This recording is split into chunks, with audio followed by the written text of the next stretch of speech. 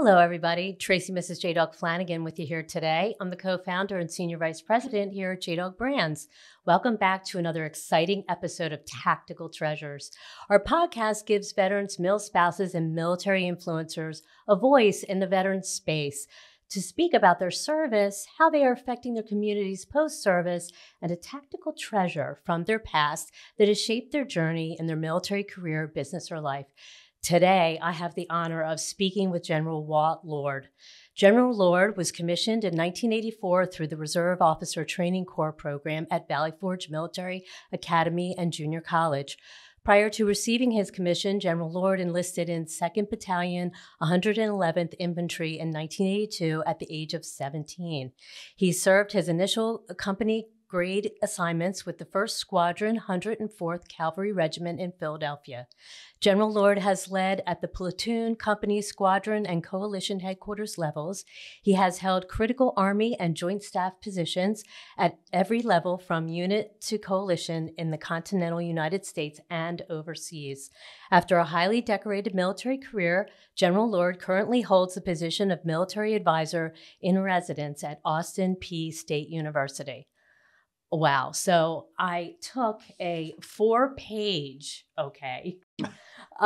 incredible achievements, medals, career, everything that you've done. And I pared it down to that. What an incredible career you've had, sir, in the military, and so many achievements and medals. I'm just honored to be speaking with you. And thank you so much for coming on my Tactical Treasures podcast.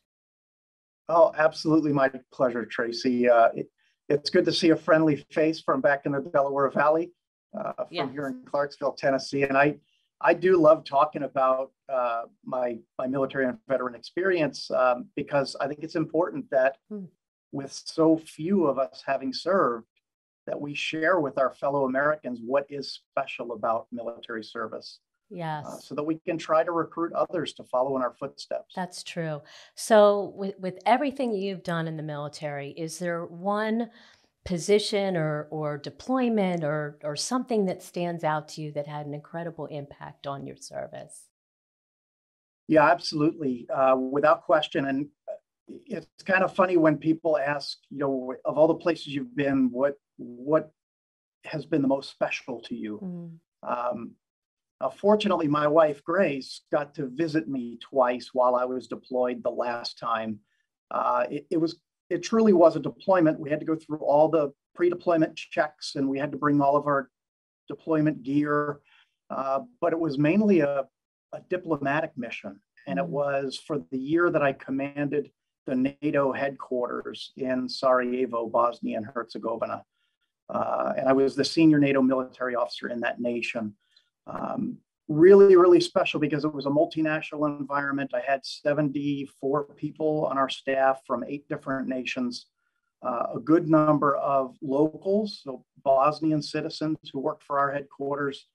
And, by that point, 2012, the open hostilities in Bosnia had completely gone away. There's still some political friction and some ethnic friction. But the fact that it was such a stable environment allowed our small team of 5 Pennsylvania National Guardsmen, I brought 4 with me, to really see every inch of that country and experience the culture and get to enjoy friendships with the wonderful people of Bosnia and Herzegovina.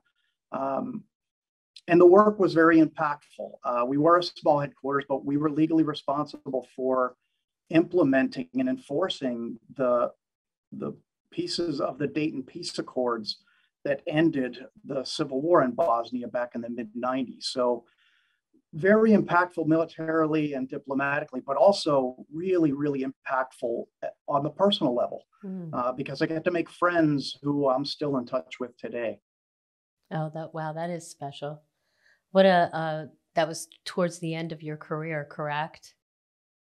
It was. That was 2012 to 13, and I retired. I went to the Pentagon after that for 5 years and then retired in 18.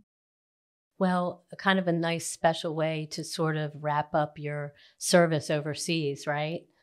Yeah, that's Absolutely. really incredible.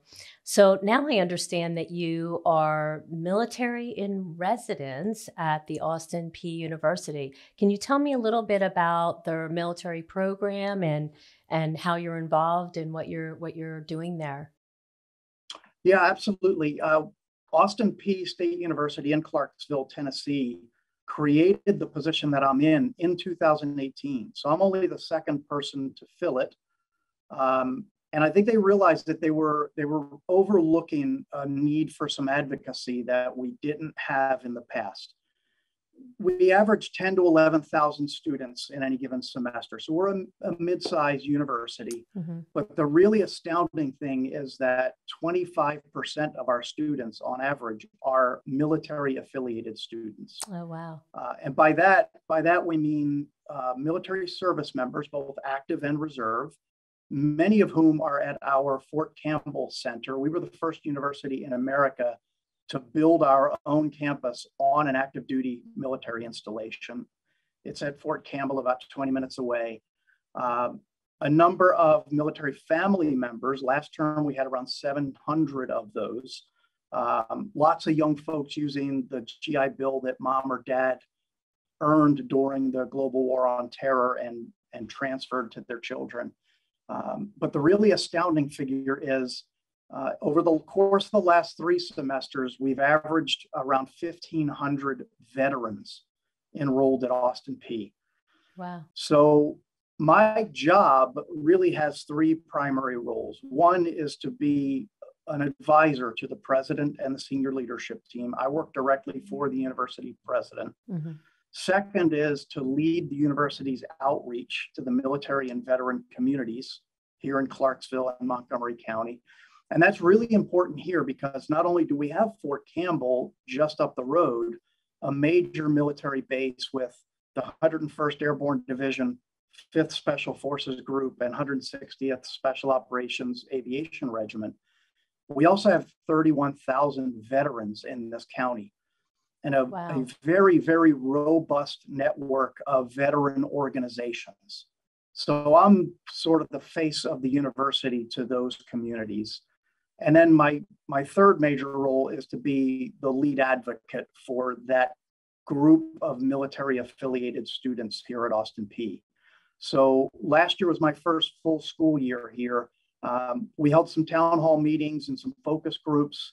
My door is always open to my office, so I get lots of feedback from individual students and groups of students so that I can go to the president and say, here are some ways that we can serve our military affiliated students better, to knock down obstacles to their success and to help them get from enrollment to graduation successfully. Wow, that's really amazing. And I mean, with such a robust community, as you said, there's probably a need for a position such as yours. Definitely makes sense. Yeah, there really is. And to be honest, Tracy, we're seeing a growing number of universities create roles like mine, Mm.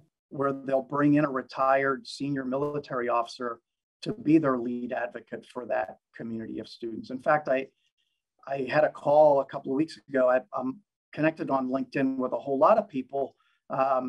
One was an active Army 2-star who preparing for retirement. He's commanding a major base, and he sent me a message on LinkedIn. We had never spoken, even though we're connected on LinkedIn. Hmm. We've never met, but he sent me a message and said, "Hey, I think I might get hired by a university to do the job that you're doing, and Mm. I'll be the first one ever to do it at that university.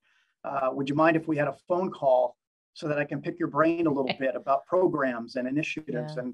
And we did that, and I think that it one not only helped him in his interview, which I knew he would knock it out of the park. He's a tremendous professional, but more importantly, it allows him to hit the ground at a sprint because I've told him everything that we're doing here.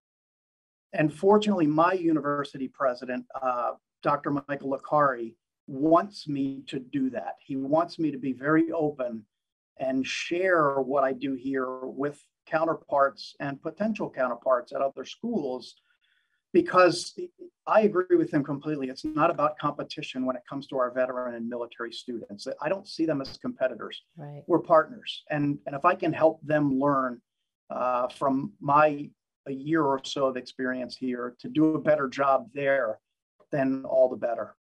Yeah. That's amazing. LinkedIn is an incredible resource. You never know who you're going to meet.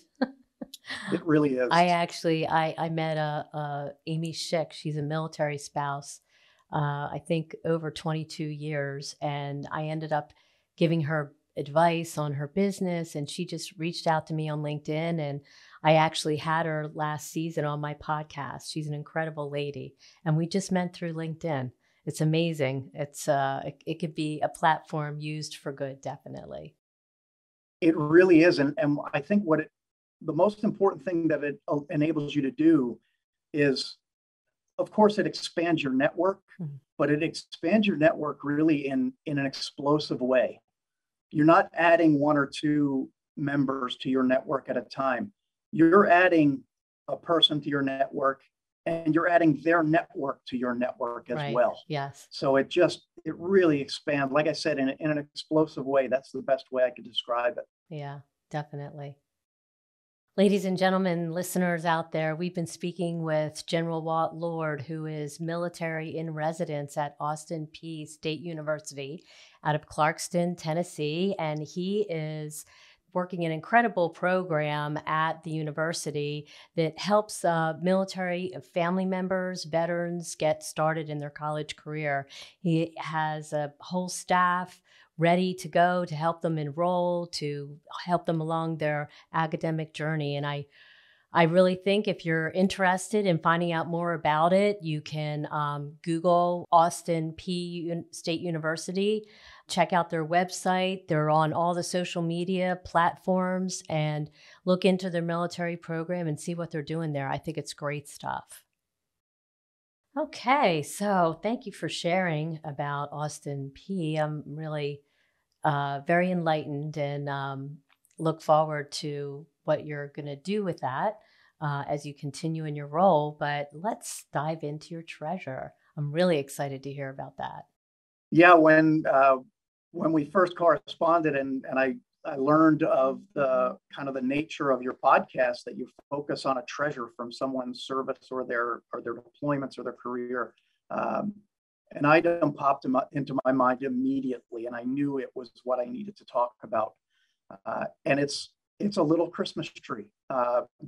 It stands about 2 feet tall. In fact, I'm going to move out of the way and point to it on my table in my office. When I deployed to Bosnia the first time in 2002 as a part of the NATO peacekeeping force, that was a winter deployment. So it was my first Christmas away from my family. And at that point, our sons, Ryan and Drew, were 10 and 8.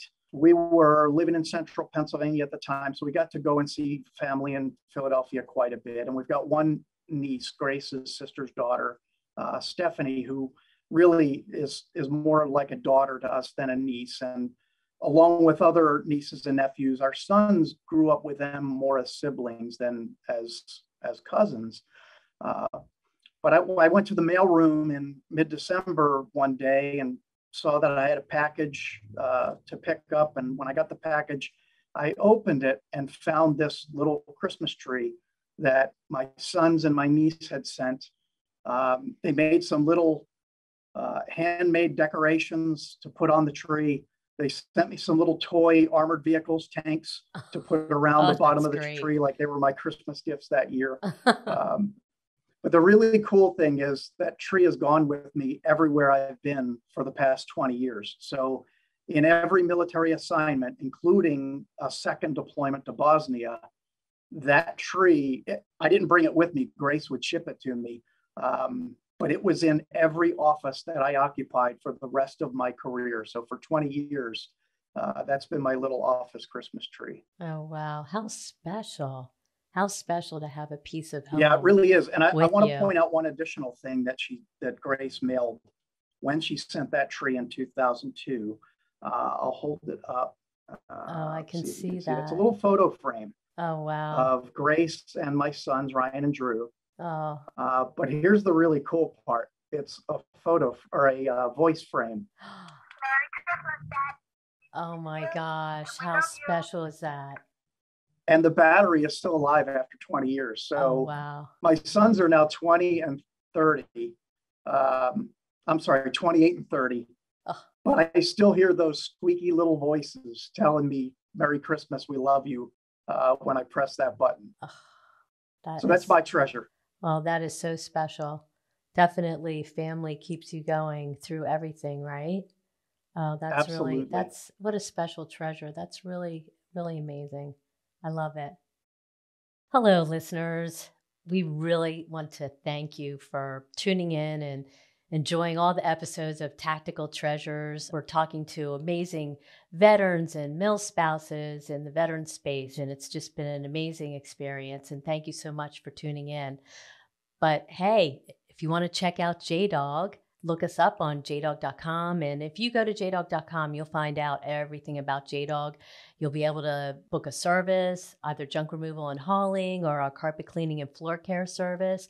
You can even look into our franchise, or you can even look at employment. Our JDog franchise owners are hiring all across the country, and they love to hire their fellow veterans and service members. And if you want to know more about our JDog Foundation, we're doing amazing things supporting irreverent warriors and stop soldier suicide, preventing PTSD, and combating veteran suicide. So check us out, jdog.com. Thank you. So I think that the work that you guys are doing at Austin Peay is obviously very impactful, I think, to probably the veterans that you help. It has it. I'm sure it's been rewarding, right? Has it been? Is there one thing that maybe stands out that you find very rewarding about what you're doing now?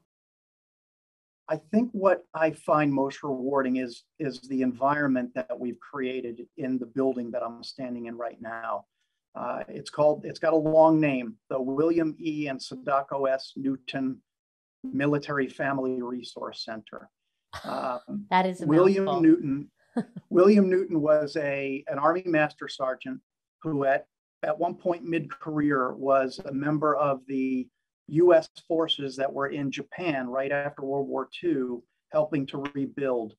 He met his wife Sadako, a Japanese citizen. They came here. He ended up retiring here at Fort Campbell as a Master Sergeant. His daughter, Wilma Newton, is an Austin Peay alum. She didn't serve, but her dad did, her brothers did, and her husband did. So she has a special place in her heart Of course. for our veterans and our military students. Yeah. So she, about 2 years ago, decided she wanted to do something special for that population of students. And she made a very, very significant gift to the school. Oh, wow. That allowed us to take this building, which was a auto dealership showroom, which was completely gutted when we had bought it and showed it to Wilma, and described our vision for this place. And she was all in from the beginning. She funded it completely herself. And what we've got really serves a number of purposes. We've got 7 staff members in this building. 5 of us work for Austin Peay, and 2 work for community partners. One works for an organization called Veterans Upward Bound, which is a Department of Education funded, they're grant funded nonprofit. And their mission is to take a veteran who walks in the door and says, I want to go to college. I've got college benefits, but nobody in my family has been to college. I don't even know how to apply. And they sit them down right here in the building, and they go through the process, and they get them enrolled. Our other community partners from the federal VA program called Vet Success on Campus, and they provide counseling on federal veterans education benefits. The really cool thing is that none of the 7 of us work for the same boss. I work directly for the president, and the others work for different members within our organization at the university. But when you walk in the door, you would never know it, because we all have a mission that we're passionate about, and that is helping our military and veteran students. Yeah. We have That's eight, great. at any given time, around eight student workers, one graduate assistant and 7 on VA work study. Last semester, 6 of the 8 were veterans. 1 was an ROTC cadet here and a master's degree student. And the 8th was a military dependent. His dad was Army.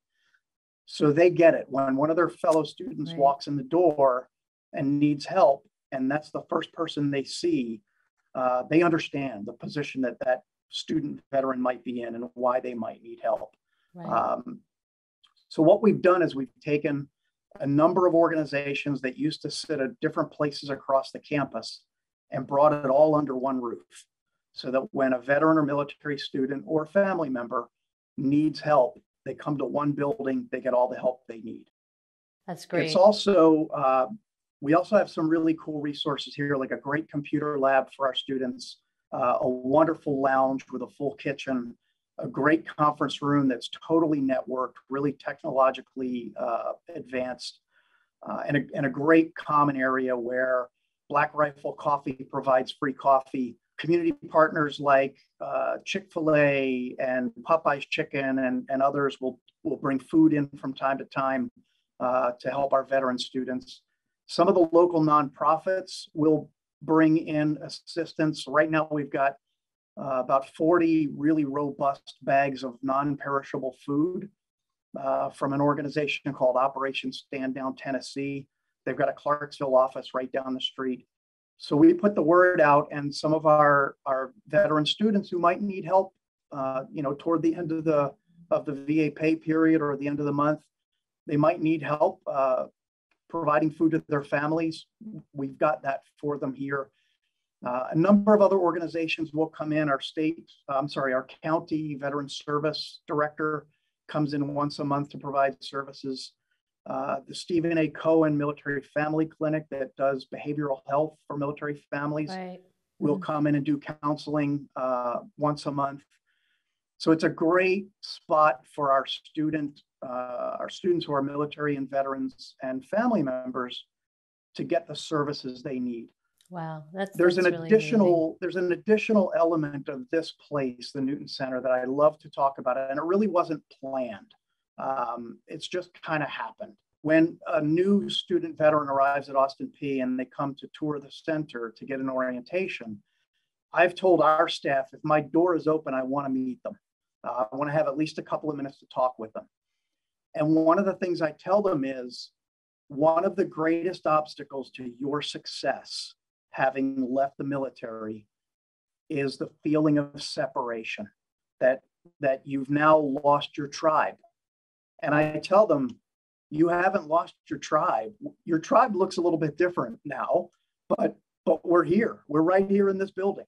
So if you ever want a place to come, and even if it's just to relax between classes in an environment where your tribe is here and we get you, and we're people you can talk with about any issues or difficulties you're facing, this is the place to do that. So this Newton Center has just become a complete gem on this campus, and I couldn't be prouder to come to work here every day. It sounds amazing. It sounds like you've just done great work, because I think that truly is what all of our military veterans struggle with when they get out is, how do I find my tribe again? Or how do I find my new tribe?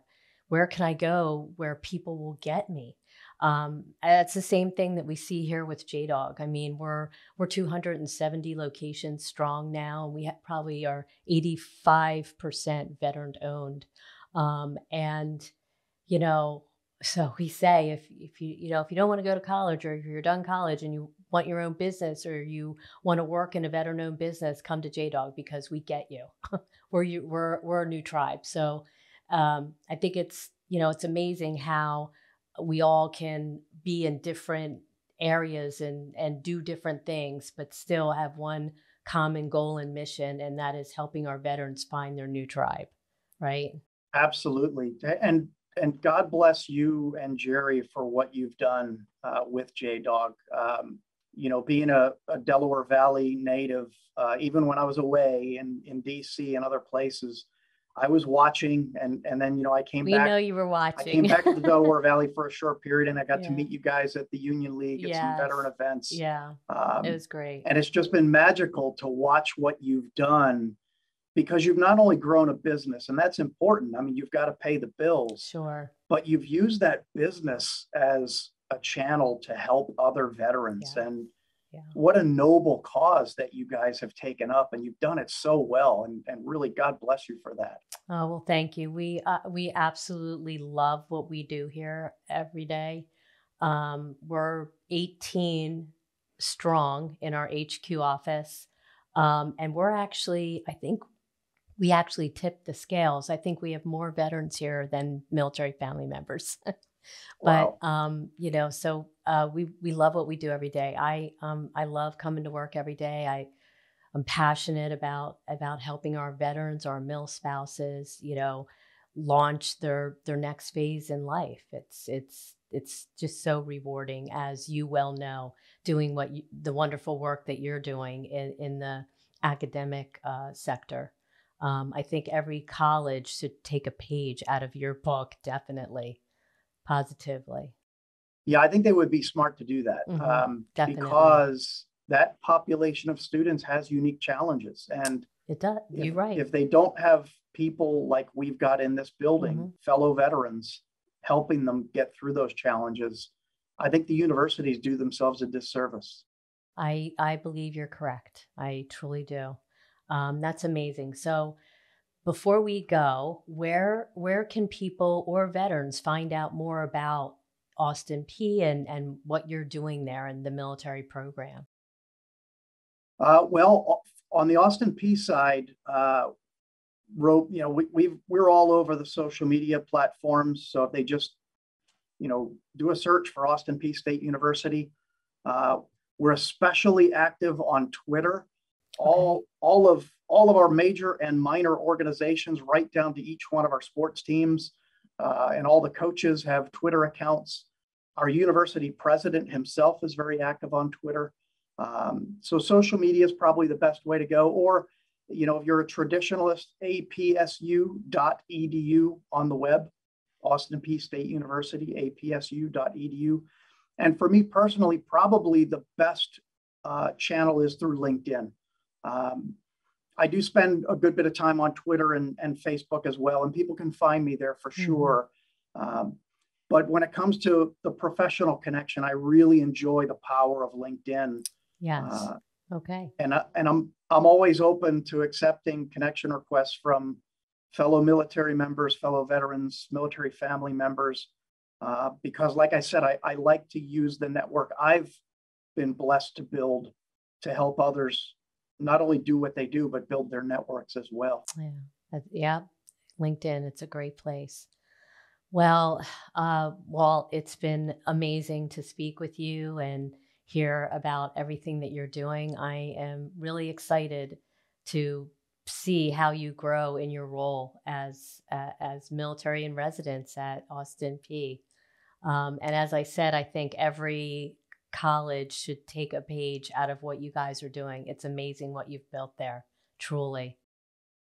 Thank you. Yeah, we are very proud of it. And Tracy, we're 40 minutes north of Nashville. So if you ever find yourself in Middle Tennessee visiting Nashville, you and Jerry, just give me and Grace a yell, because you guys are family. All right, we will certainly do that. We have other people in Nashville that we're trying to get down to see too, so we'll be sure to swing by. Perfect. Okay, thank you so much. And, all right, thanks, Tracy. Okay, take care. We'll talk soon. Bye-bye. Bye-bye. Okay, listeners, so we're just wrapped up with our Tactical Treasures episode with General Walt Lord, and he is doing amazing stuff at Austin Peay State University in Clarksville, Tennessee. He's the military in residence, and they have a whole program that helps our military veterans and family members step by step through their academic journey from start to finish. And if you want to find out more about it, please go to the website, APSU or Google on all the social media platforms. They have a Facebook page. They're really big on Twitter. And if you want to connect with General Walt Lord himself, best way is through LinkedIn. Thanks for listening.